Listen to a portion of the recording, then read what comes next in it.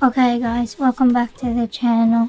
Today we will be reacting to Eric B and Rakim, I Ain't No Joke.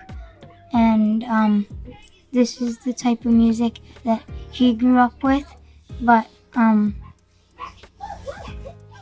yeah. So Eric B and Rakim changed the game. Eric B was coming out with dope production, but Rakim came out and lyrically was doing things that people hadn't seen an MC do before. He was using a lot of multi-syllable words and a lot of multi-rhyme schemes. Rapid flow sometimes, very clear voice. So you mean he would like rap fast, but he could still... Not the way you think of rapping fast, but he would just, it wasn't kind of party rap or, you know, he was just coming at it from a different perspective. And, you know, guys like Nas and all, and even Eminem, Apathy, you know, they look to people like Rakim saying, you know, like that's when the art of MCing really changed, because he took it to a whole other level, you know. So we're going to, I just noticed one of my Star Wars things came off, so I'm going to move it and I'll put it down there. Sorry about that. So let's get into this. Who is it? Eric B and Rakim. And what's the name of the song? I Ain't No Joke. Are you a joke? Yeah. Okay, all right, here we go.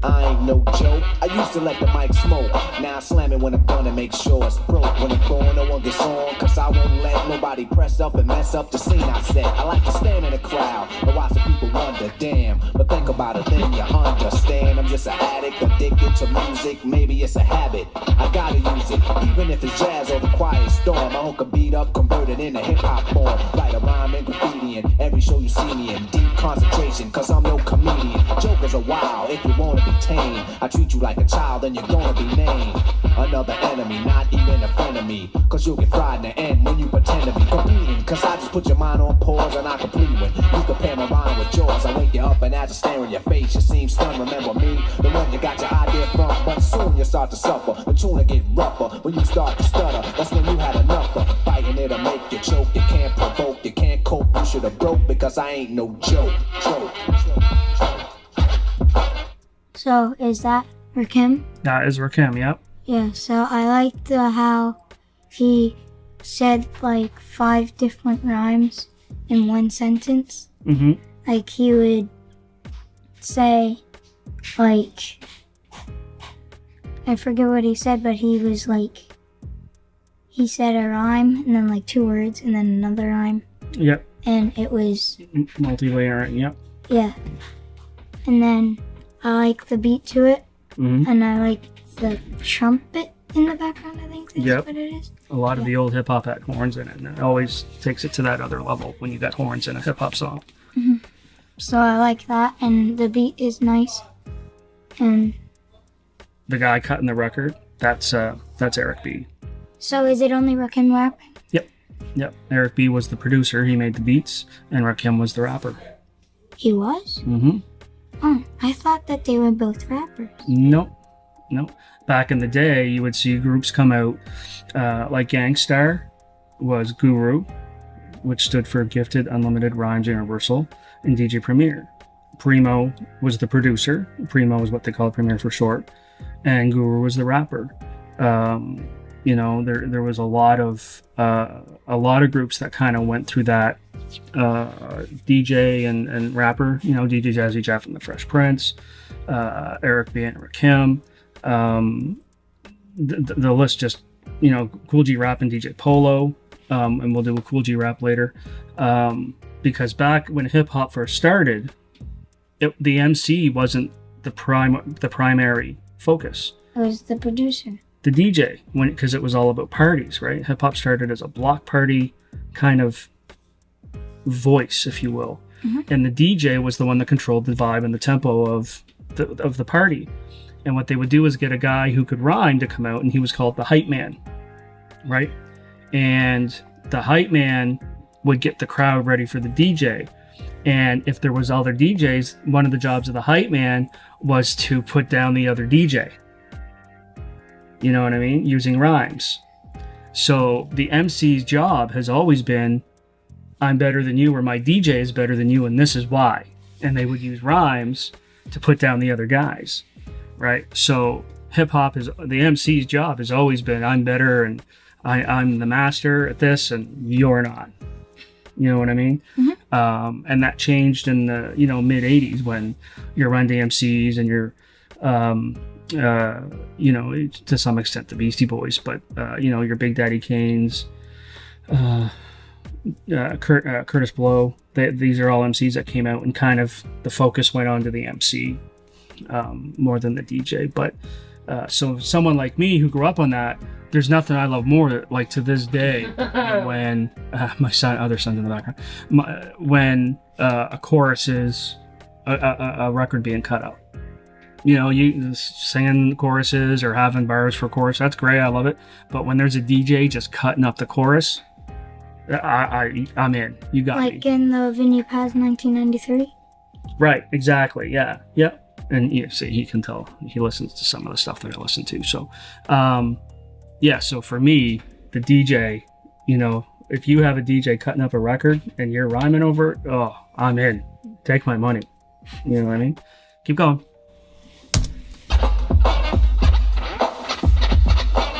That's Eric B. Keep your hands down so the people can see you. There you go. Flava Flav from Public Enemy. I got a question. As serious as cancer. Who can keep the average dancer hyper as a heart attack? Nobody's smiling. He's the guy that has the big chains. Yep, that's Rakim. Oh, Flava Flav? Yeah, he always has a clock or something on. Yeah. Get the style down packed, then it's time to switch. Put my tape on pause and add some more to yours. Then you figured you're ready for the neighborhood chores. Flava Flav is actually the ultimate hype man. Right? But he was always shouting out Chuck D. And he did to Terminator X and, the Bomb Squad and all that kind of stuff. He did shut them out, but he was always Chuck D's hype man. He would come out and just completely, get the crowd ready for whatever was about to happen. Yeah. He's one of the greatest hype men of all time in hip-hop. And we'll check some of them out later, too. Don't even try to be. When you come up to speak, don't even lie to me. You like to exaggerate, dream and imaginate, then change the rhyme around that can aggravate me. So when you see me come up, freeze, or you'll be one of those 7 MCs. They think that I'm a new jack, but only if they knew that. They who think wrong, or they who can't do that style that I'm doing, they might ruin patterns and paragraphs based on you and your offbeat DJ. If anything he play sound familiar, I'll wait till he say play him. So I'ma have to diss who broke. You can get a smack for this. I ain't no joke.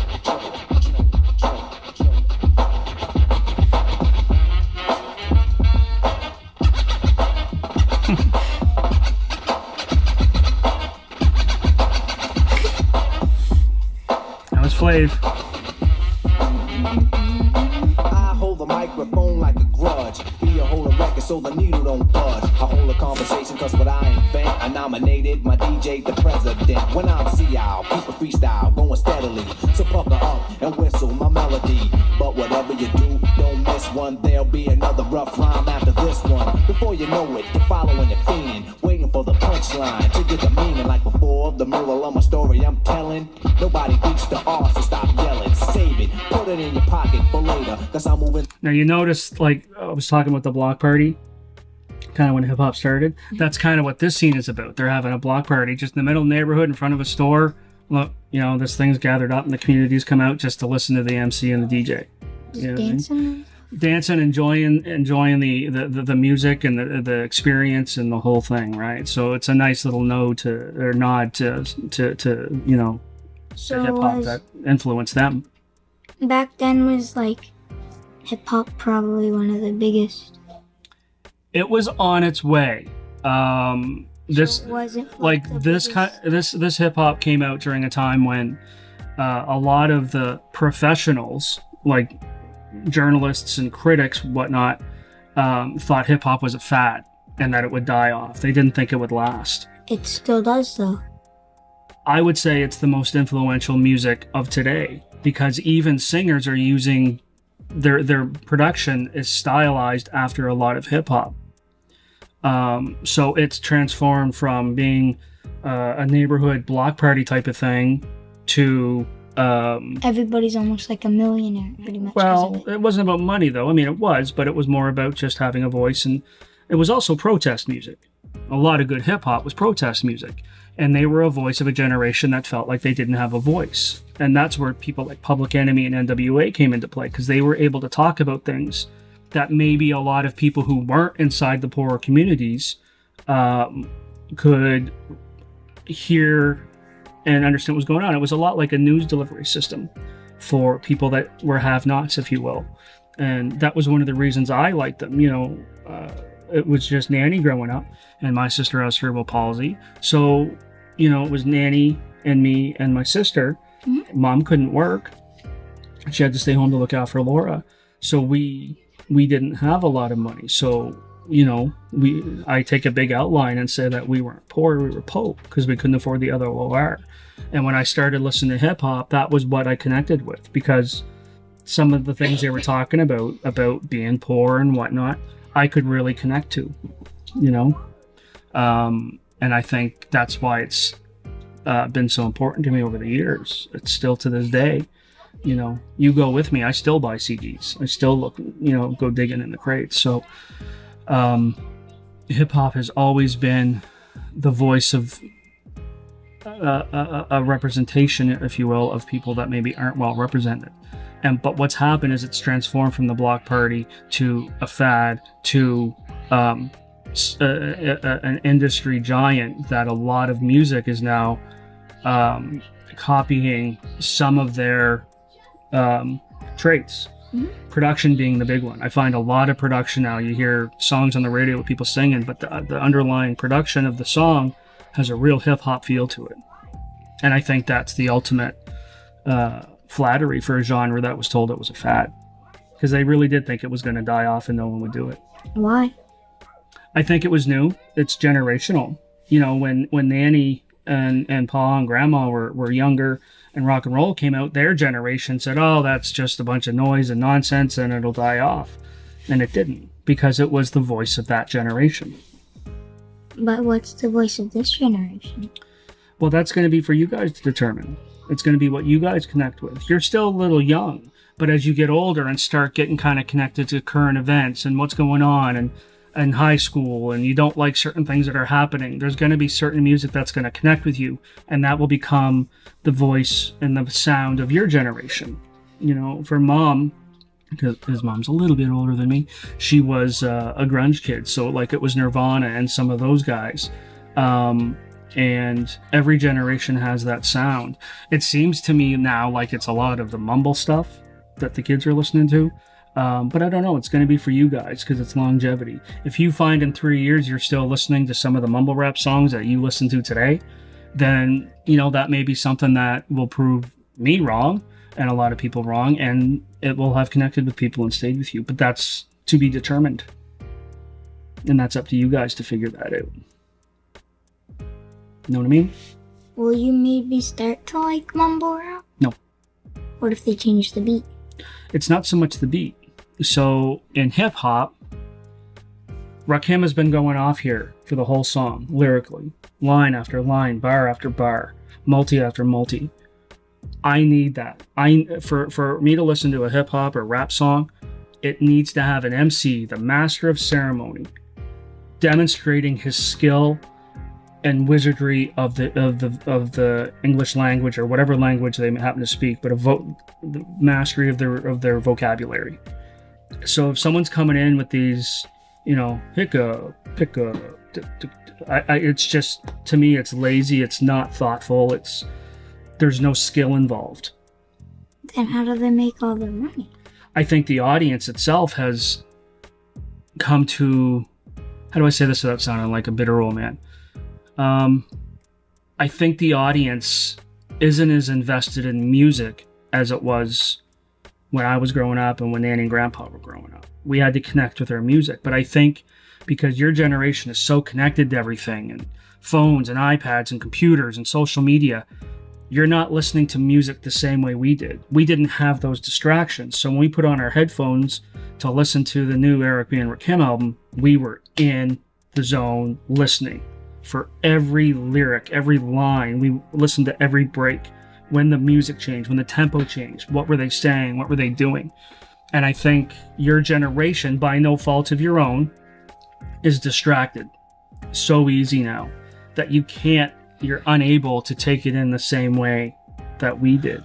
But I think as you get older and you're able to start separating the distractions, you guys will start listening to what people are saying in music, and that's where you'll connect. And that's why I say the jury's still out. Does it make sense? Mm-hmm. You think I'm wrong? You think I'm crazy? No. No? I get why you don't like mumble rap. Because they're not, to you, they're not saying anything. Right. You know, one of the reasons I love Big L was because he said things like, we weren't poor, we were po because we couldn't afford the LOR. I can relate to that. When Prodigy and M.A.D said, I'm only 19, but my mind is older. I connected with that because I grew up with a sister who was older than me, and in a single parent home. At a young age, there was times where I had to watch my sister because my mom had to walk to the grocery store to get food for us.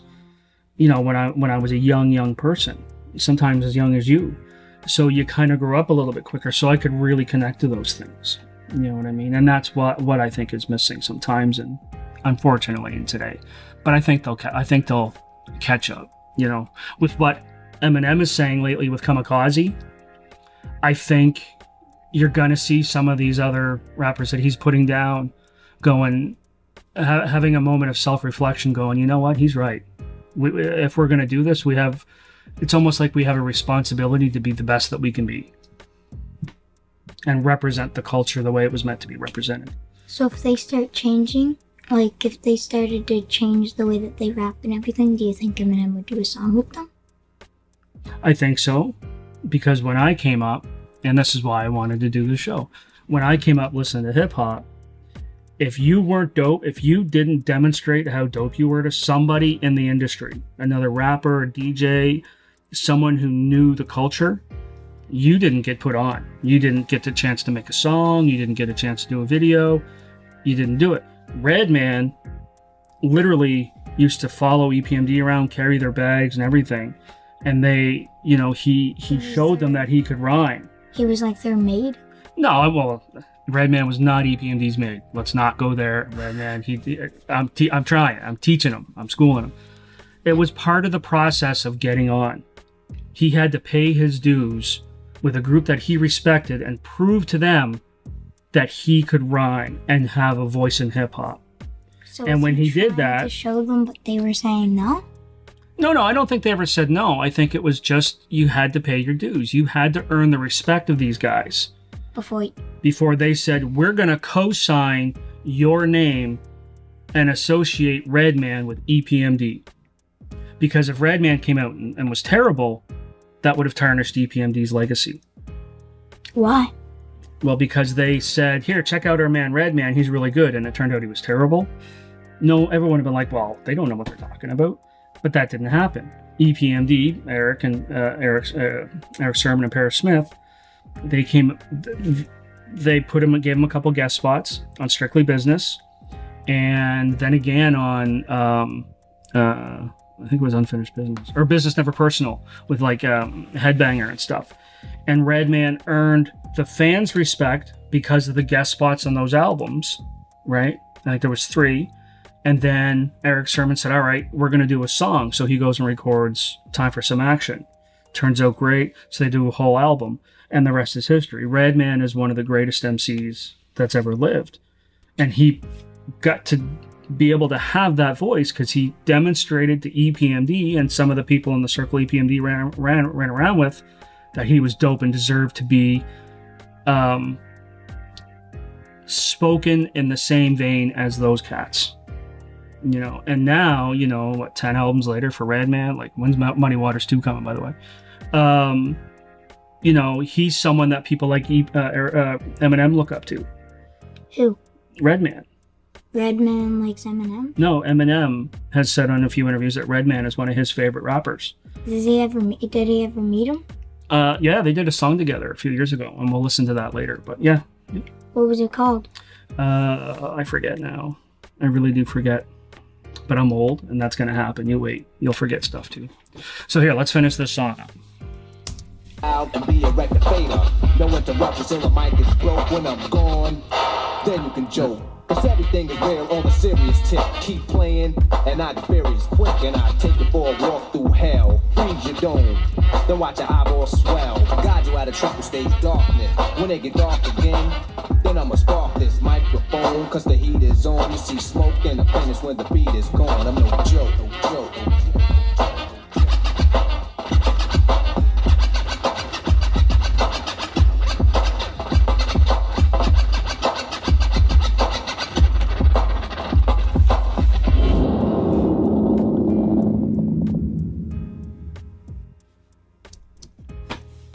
Another one done. Thoughts? Good song, good beat, good chorus. Liked what they were saying. I liked. You liked the tracksuit, didn't you? I liked when he kept going like. Oh, Flava Flav, yeah, being the hype man, yeah. Do that again. Look at the camera and do your impression of Flava Flav. I got to get him a clock now. He's got to get a clock chain. You know what I mean? So he looks like he's sort of like a zombie doing that. Yeah. You know what's funny is Flava Flav hasn't really changed in appearance at all. If we showed you a video of him today, he looks basically the same. The dude's just timeless. He just doesn't age. All right. Say goodbye. Bye, and be sure to subscribe, turn on post notifications, like the video, and if you have any other song ideas, be sure to let us know in the comments below. You enjoying this? Yeah. Right on. Later, guys.